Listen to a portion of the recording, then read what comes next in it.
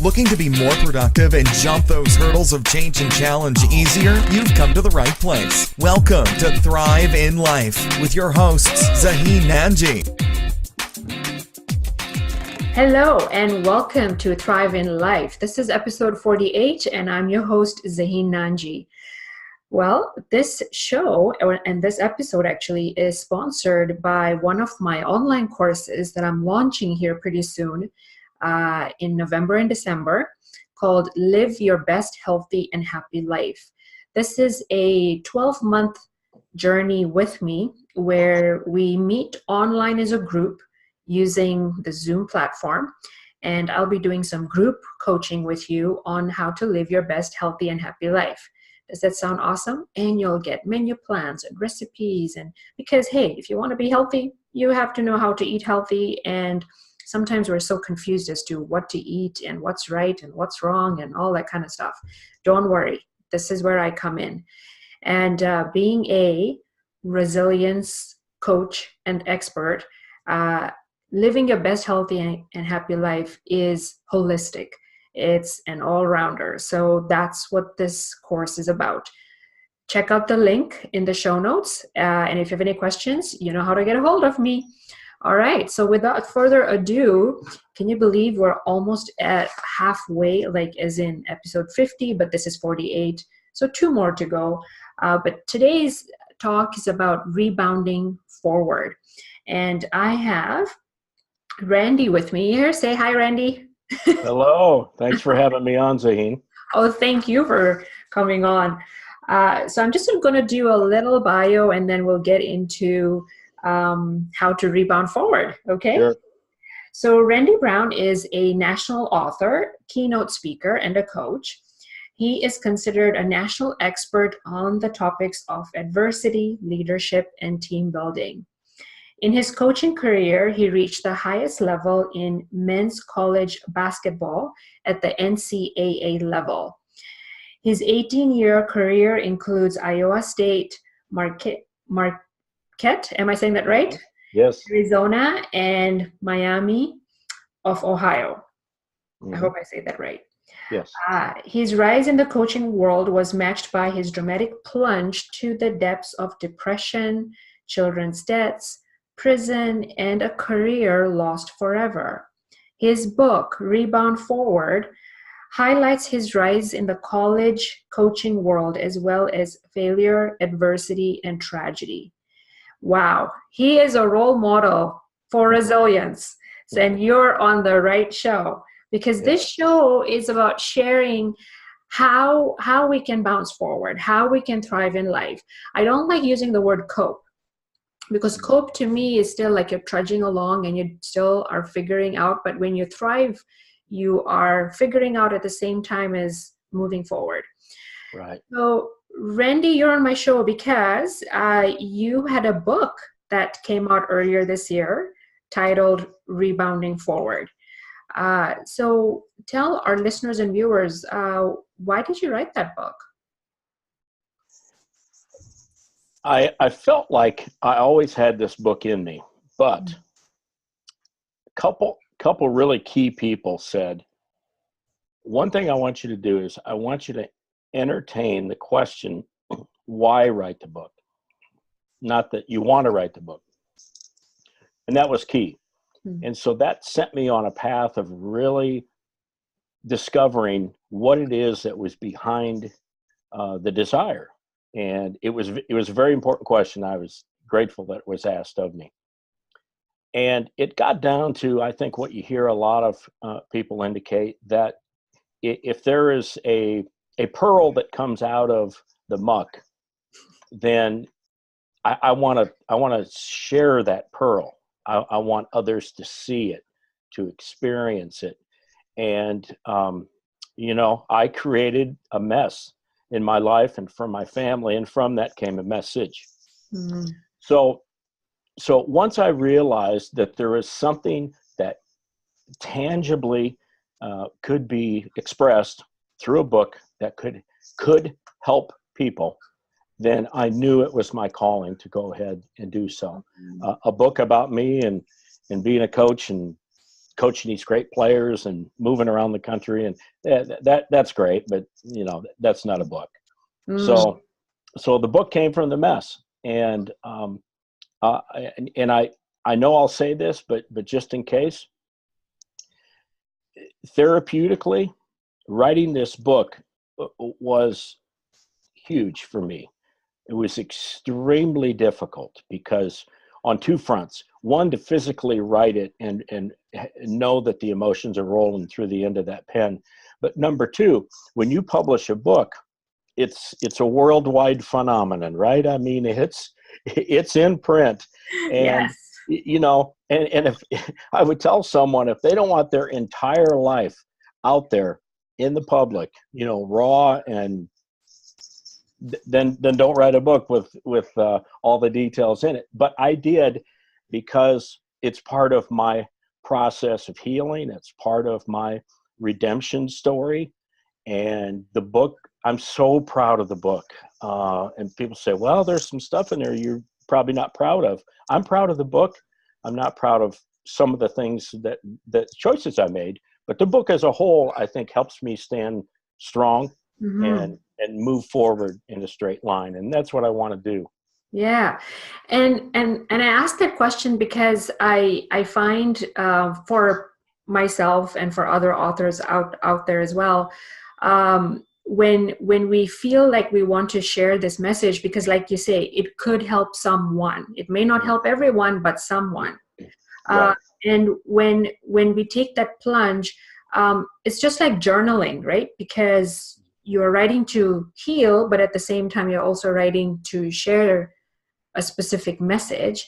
And I found that when I wrote my first chapter, which was more of a story about my life, that this is what happened, I cried after my first chapter, and I kind of wrote understand that. Yeah, right. Yes, I do. Yeah. And that was just a healing. And I actually worked with the coach at that time. And I told her, oh my God, I'm crying here. And she goes, well, that is the journey of writing. So welcome to being an author. Yes. Yeah. Feels So good. tell me, in your bio, you talked about going into depression. You talked about children's death and so on. Tell us what it felt like being down in the depths at those times, and what was it that made you rebound forward? Wow. The depths were really the result of some life experiences that I put them in two categories: those that the world presents to us, and those that we cause due to our choices. And so I had a part in both of those. Going through the death of a child is like none other, I would think. I haven't experienced everything in life, but it's like none other, because you're never ready for it. You don't have the tools. And it just did something to us and to me in every part of my world that just is hard to explain. It is. And so to move forward was quite a decision.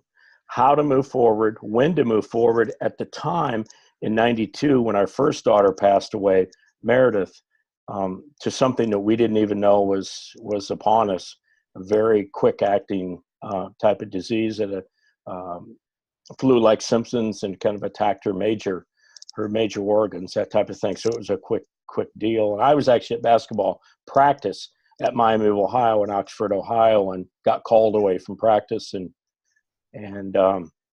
never was able to speak to her again consciously. Those types of things, I mean, they just rock your foundation. Yeah. And my message has a lot to do, Zaheen, with when you're in that place. A lot of times decisions do not come very clearly. And right from wrong decisions. It's, for me, it was self-preservation. What feels the best for me? Well, what felt the best for me was to avoid, to not grieve, at least formally with a professional, like I sure wish I would have, and to throw myself back into my work 100%. All right. I would tell anyone that is going through a life-changing adversity like this to take a step back, to talk to others, and get as much information as you can from other people. See, I wanted to make the decision. You know, a coach is in charge. A coach is, he's in control of everything, and he makes the decisions. Well, really, what I would tell someone, take a step back, get all the people in this world that you care about and sort of surround them, either literally or figuratively, and just ask for help. Right. Ask someone else or a group of people to come along with you in the journey of just getting some kind of understanding of what happened. The question I asked constantly was why. I wanted to know why. Yeah. I busted through to the other side, and it was a major discovery for me. But if you do that, then you don't take the adversity on and the pain that goes with it on your own. There are others there. We had 2 kids at home at the time, and then we're just left with one, obviously. But my wife was stay at home, and she was at home all day, and for me, it was almost a relief to be able to leave the house and go to work. Right. But boy, I left it inside that house when I closed that door. Right. And I really, there was a definite wall between my work and the relief of my work, because I enjoyed it so much. I loved it. And then when I came home, it's like I entered, the home of grief, and then I kind of, was just overcome by that. Yeah. I'm here to tell you that doesn't work.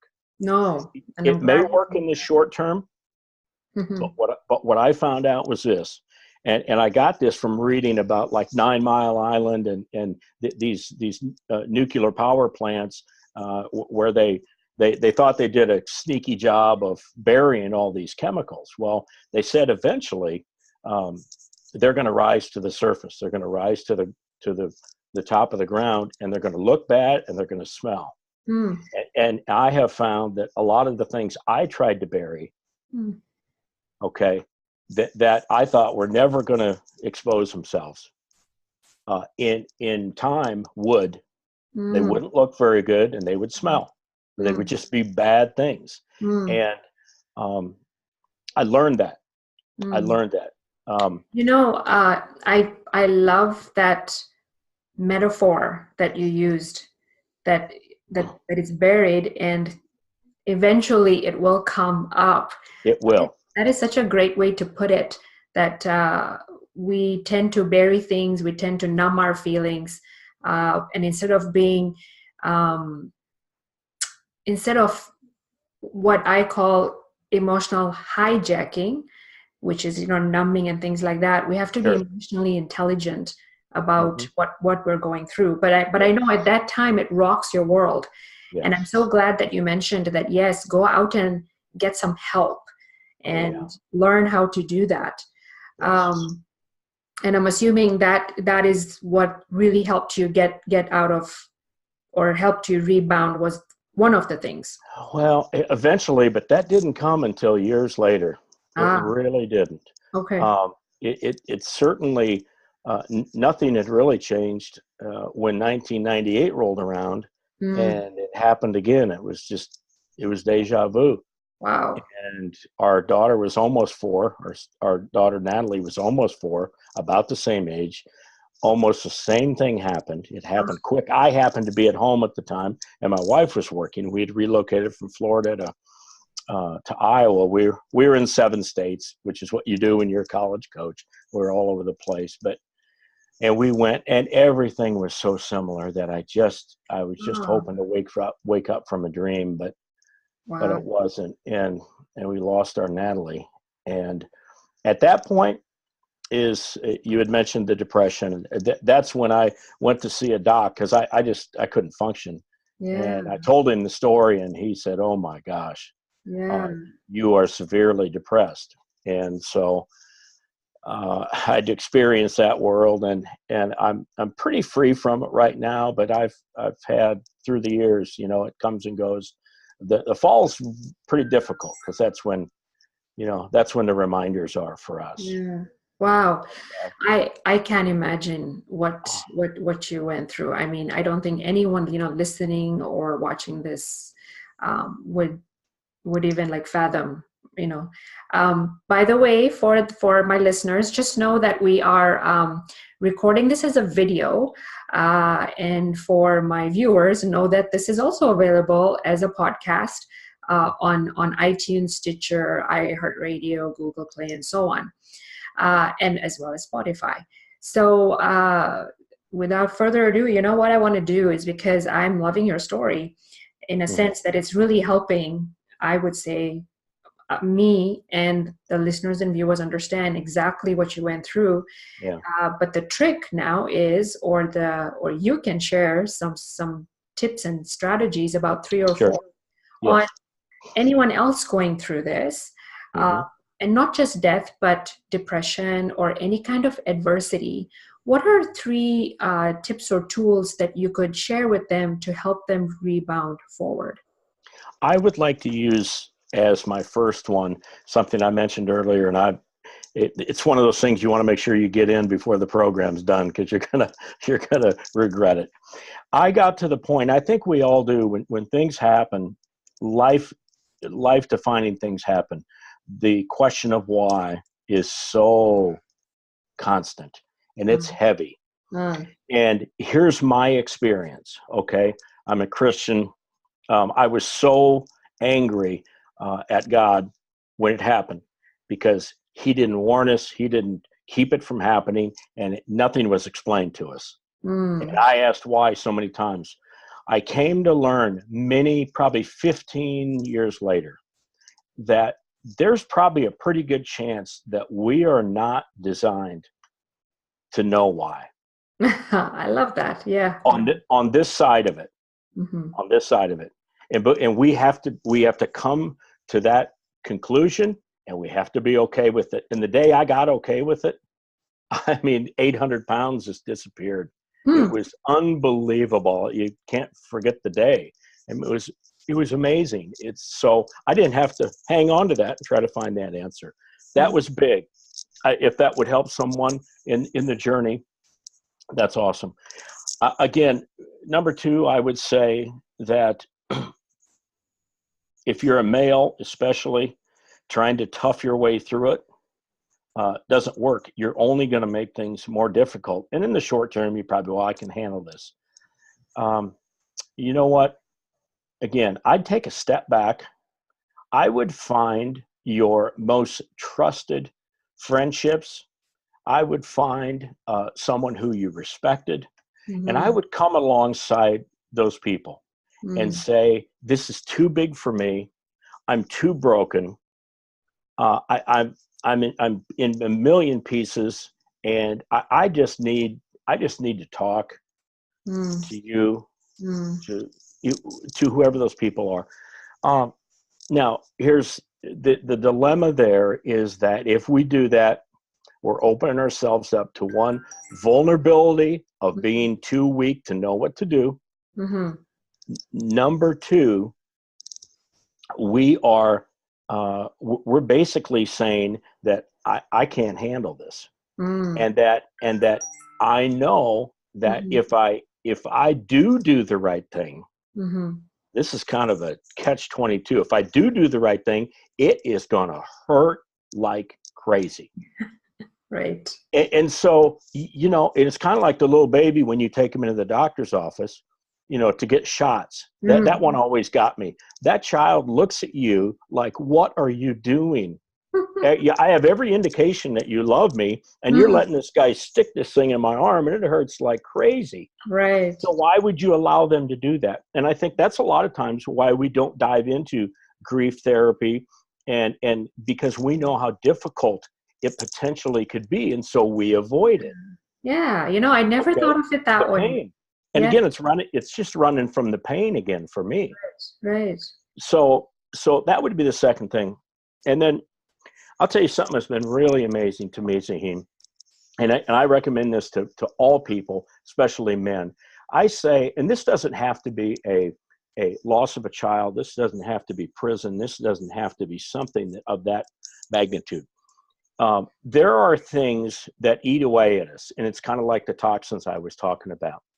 And everybody's got them. And my advice to folks is, if you don't feel like something's right in your life, if something's really bothering you, you're angry and short at home with your kids or your wife, or you just don't feel right, I'll guarantee you there's something in there that has not been made right. And it can be made right by simply saying a couple words. I would find your trusted friend and sit down over coffee one-on-one. Here's what happens. This is amazing. They will kind of laboriously take time to kind of finally get to the point of why they wanted to meet with you. And they come out with something. And they say, I've been holding on to this. This is killing me. I'm making bad decisions because of it. I want to tell you. First of all, it's usually, it might be something they did wrong, but it isn't earth shattering. Mm-hmm. Number two, the instant relief that I see on the face of someone who does this is phenomenal. Okay. Now, number three is it then turns the table and offers the other person to share. So in the example, I say, hey, let's go have coffee. I really want to visit about you. And I do, because going through my journey of therapy and all of the things we went through, it was great for me to be able to purge with someone that I knew that I hadn't had a chance to sit down one-on-one with and talk about things. Once I did, on the other side of that table is a person who is dying to tell me some things that they have never told anybody in their life and maybe never would. And I'm offering them that opportunity. And so my vulnerability is passed on to them. And boy, you talk about just coming out. Amazing. I mean, it could be a life changer. And so that would be my third recommendation, is to just do a one-on-one.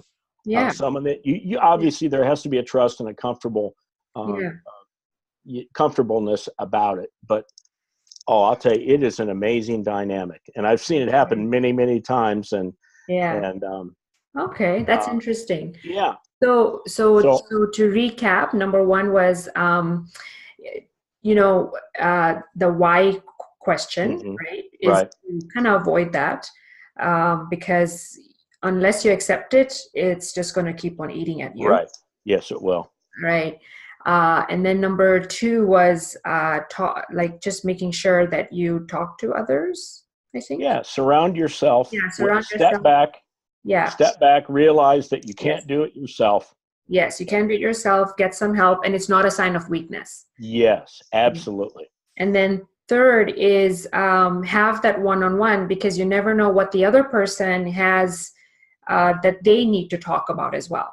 Absolutely. Okay, those are great. And can you believe it that it's time, that it's almost towards the end of our interview? It's always like that. Always like that. Goes fast. So would you be able to show the book so that the people watching it on video can see what it looks like? Okay, so Rebound Forward, there you go, by Randy Brown. And he is offering it at half price to my listeners. Yes. And if you want to get that book, simply email him at rb@rbspeaks.com. And I'm going to have that in my show notes. So, Randy, how else can people find you? I know your website is randybrown.coach. It is. Okay. That and Amazon are the two ways that you can get a hold of the book. Because of your offer, that'll be a situation where if they can just contact me via that email, then I'll take care of the, from there. But yeah, Amazon and randybrown.coach. People say, well, that's a tricky basketball title. Rebound as a rebound and forward as a position in basketball has nothing to do with really that it's about getting up when you don't want to get up. Right. And then instead of moving to the side or back, you stand up and you go this way, the right way, forward, the healthy way. It's got a double meaning. No, that's good. And I like that. So again, you can get that book at half price by emailing Randy at rbspeaks.com. Well, thank you so much, Randy. I really appreciate you coming on and sharing your story. And for those of you listening, please get a hold of Randy if you know of someone who may be going through something similar like you, because it would be a real help, because that's what he said. Surround yourself with others who can help. All Absolutely. Right. Thank you. Thank you, Zaheen. No problem. Thank you. So there you have it. Thrive in Life, episode number 48. Again, to get to know more about the programs that I offer, just go to my website, zaheennanji.com. You can email me at office@zaheennanji.com. Until next time, take care. Now go make your life count. Bye now. Thanks so much for listening to Thrive in Life with your hosts, Zaheen Nanji. For more great content and to stay up to date, visit ZaheenNanji.com. That's ZaheenNanji.com. We'll catch you on the next episode of Thrive in Life.